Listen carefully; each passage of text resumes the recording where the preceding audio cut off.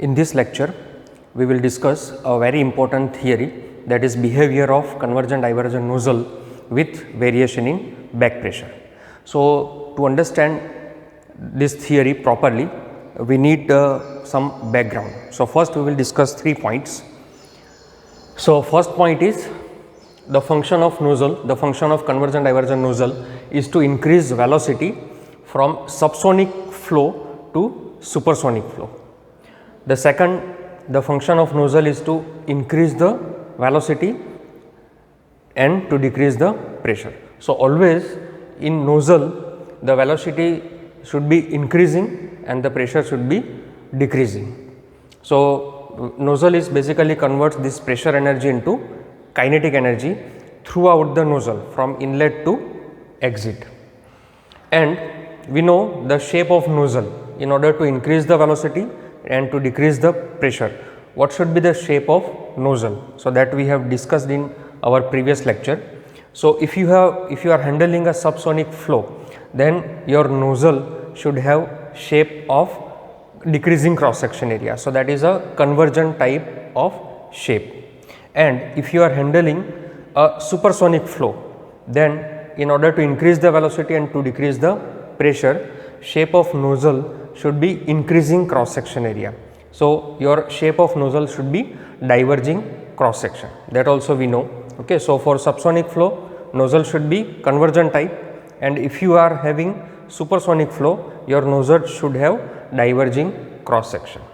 Now, third point is, whenever you have Mach number equal to 1 at throat, so that is the condition for maximum flow rate.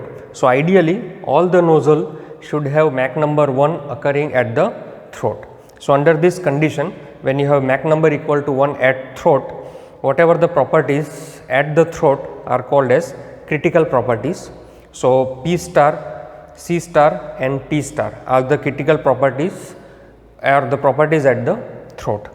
So, what is P star?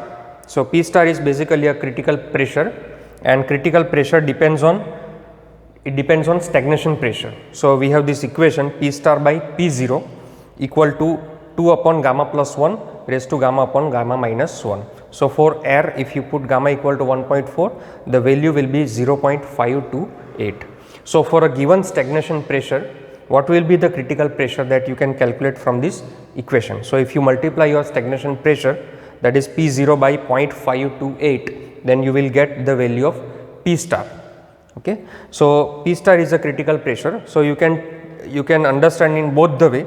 If you have Mach number 1 at the throat, the pressure at the throat will be critical pressure, or if you have achieved critical pressure somewhere in the nozzle, then your Mach number will be equal to 1. So, P star is the condition where your flow becomes sonic flow. Okay. After sonic, you will have supersonic flow. Okay. So, these are the 3 points. Okay. Always convergent divergent nozzle converts subsonic flow to supersonic flow. In case of nozzle, from inlet to outlet, continuously your velocity should increase and pressure should decrease. And if you have subsonic flow, your nozzle should be convergent. If you have supersonic flow, your nozzle should be divergent. Then only you will see increase in velocity and decrease in pressure. And Mach number 1 represents the critical pressure or critical properties at the throat. Okay. Whenever you have Mach number equal to 1, there will be a critical pressure achieved, or whenever you have achieved critical pressure, you will have Mach number 1 at that local position. Okay. Now, to demonstrate the behavior of convergent divergent nozzle, we will have to conduct one experiment. Okay. So, this is the arrangement of experiment. This represents a large size tank where the air or compressible gas is filled. So, they are at rest. So, this is the stagnation pressure P0 and stagnation temperature T0. Now, this tank is sufficiently large that whatever the flow that is exit from this tank, always P0 and T0 remains constant. So, the size of this tank is very large. Now, at this tank we have attached a convergent divergent nozzle. So, this is a converging part of the nozzle and this is diverging part of the nozzle, and at the exit of nozzle again we have connected a buffer volume in order to have a back pressure. Okay. So, we can maintain a back pressure with the help of this buffer volume, and then we have some valve. By operating this valve we can increase or decrease the mass flow rate, or say we can increase or decrease the back pressure. So, this valve is utilized to control the back pressure, and then the flow will be rejecting into the atmosphere. So, this is atmospheric pressure, this is back pressure, and at the tank or at the inlet of the convergent divergent nozzle you have P0, that is a stagnation pressure. Okay. Now, what we will do, we will gradually open this valve and we will gradually decrease this pressure. Okay. Initially when the valve is closed, then there will be same pressure P0 and Pb, and gradually we will open this valve. So, we will gradually decrease this pressure, and as the pressure decreases from P0 to Pb, gradually you will have flow of your gases. Okay, and there will be a change in pressure as well as change in velocity. So, change in pressure and change in velocity with respect to the length of the nozzle that we will plot here. So, this vertical axis, this represents the pressure, and this vertical axis represents the velocity. So, as the pressure decreases, the velocity will increase. Okay. So, pressure and velocity variation that we will plot here. Okay. Now, we know from P0 value we can always calculate the P star value. So, I have marked here a P star value. Okay. So, this P star is represented at this location, and whenever you have P star or critical pressure achieved, you will have a Mach number equal to 1 at the throat. So, this location or this point is marked for Mach number equal to 1. So, gradually your pressure will reduce and gradually your velocity will increase, and your velocity becomes such that at this location your Mach number is equal to 1. So, for this critical pressure your flow becomes sonic at this location. Okay. So, this is the P star and Mach number 1 mark. Now, we will discuss various 4 cases. So, let us take one by one cases. Okay. So, our first case is when you have Pb, so back pressure is equal to stagnation pressure. So, your valve is tightly closed, there will be no mass flow rate. So, there will be no change in pressure. So, this curve A represents the case number 1, Pb equal to P0, Pb equal to P0, Pb1 equal to P0, and there will be no mass flow rate. Mass flow rate will be 0, and there will be no pressure variation, or there will be no change in velocity also. Okay. Now, case number 2, now we will gradually opening this valve.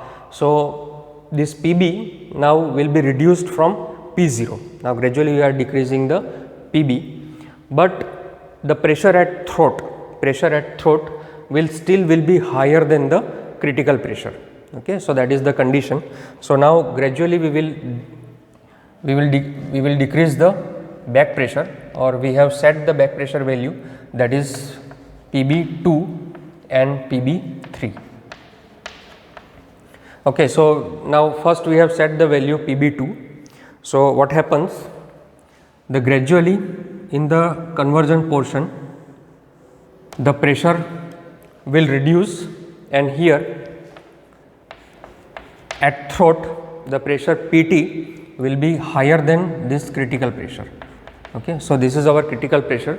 So, you can see at the throat the pressure Pt is higher than the critical pressure, Pt is higher than critical pressure. Okay.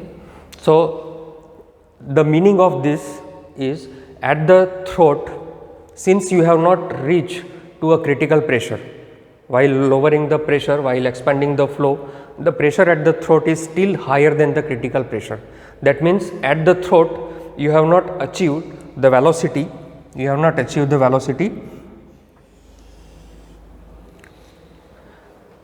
such that the Mach number becomes 1. Okay. So, still you are in subsonic flow, because at the throat the pressure at the throat Pt is greater than P star. Okay. So, what will happen here, the subsonic flow will encounter with the divergent nozzle. Okay. And we know, if you have a subsonic flow, then you will have a convergent portion which will increase the velocity and decrease the pressure.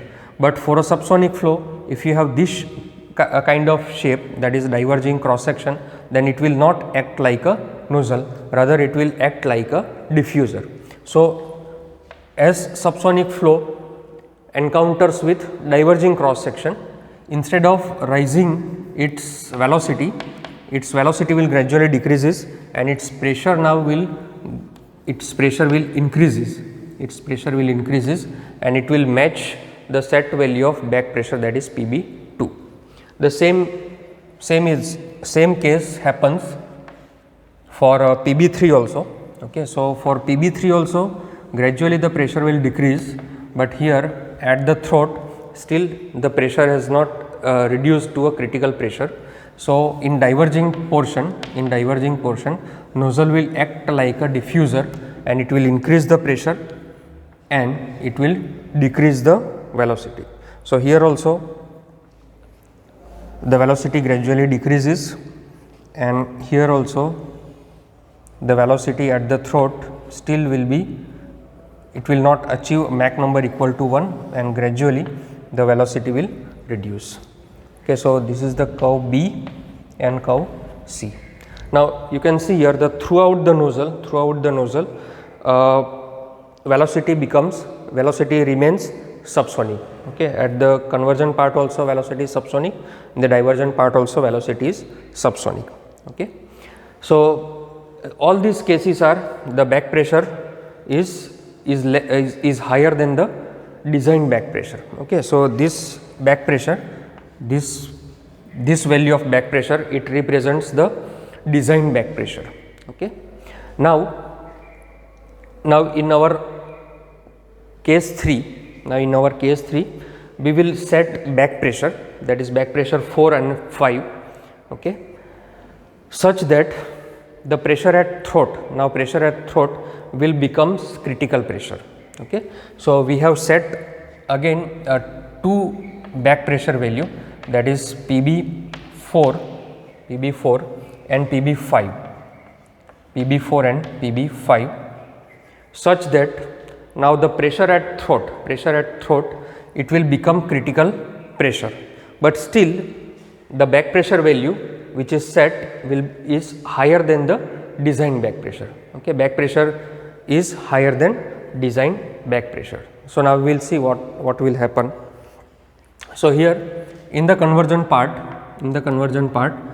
the pressure reduces, and at the throat now Pt becomes P star. Now, Pt becomes P star. Okay. So, at the throat now the velocity increases such that the Mach number 1 achieved at the throat. So, now at the throat now you have Mach number 1. Okay. Now, as it sees the divergent part, so for supersonic flow the divergent part will act like a nozzle. So, again it will increase the velocity and it will decrease the pressure. So, again it will decrease the pressure. Okay. Gradually pressure will be decreased. Okay. But still